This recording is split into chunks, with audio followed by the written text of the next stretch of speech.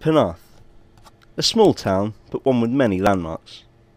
From the Washington Gallery to the War Memorial and the lush greenery of Alexandra Park, you can see why this quiet town is known as the Garden by the Sea.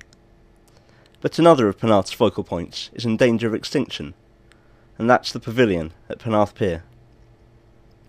The Pavilion is the most photographed building in Penarth, and a campaign has recently been set up to preserve and to redevelop the structure, which celebrates its 80th anniversary this month. To commemorate this milestone, and to draw attention to the Save Penarth Pier Pavilion campaign, a light installation was put in place on Saturday night. I managed to speak to David Boltby and Ruth Essex, the artists behind the Ffosfforescence project which lit up Penarth's seafront this weekend. It's like we kind of came up with the idea of the LEDs and the lights pretty much from the first time we did any testing. Yeah. That's kind of what we wanted it to do and how we wanted it to work, but getting the batteries to last long enough, finding out how to put the batteries into them, get the best right way brightness. to do it. When you're putting that many in, you've got to have like a process, I guess, as well. Every single part of what you're doing requires...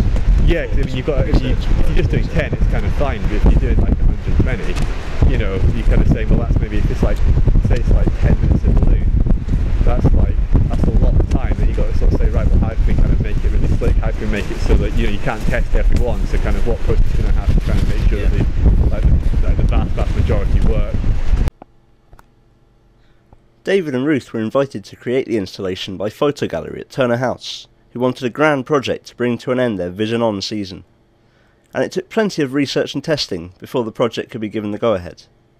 For hours on Saturday night, the light-filled balloons fought against the elements, but all those involved must be proud that their plans for redevelopment have stayed afloat. It's only when you're doing something that really has to work with them that you really get to know it. And it was a particularly high range yesterday. Yeah. So when it's like that, it comes in even quicker than normal.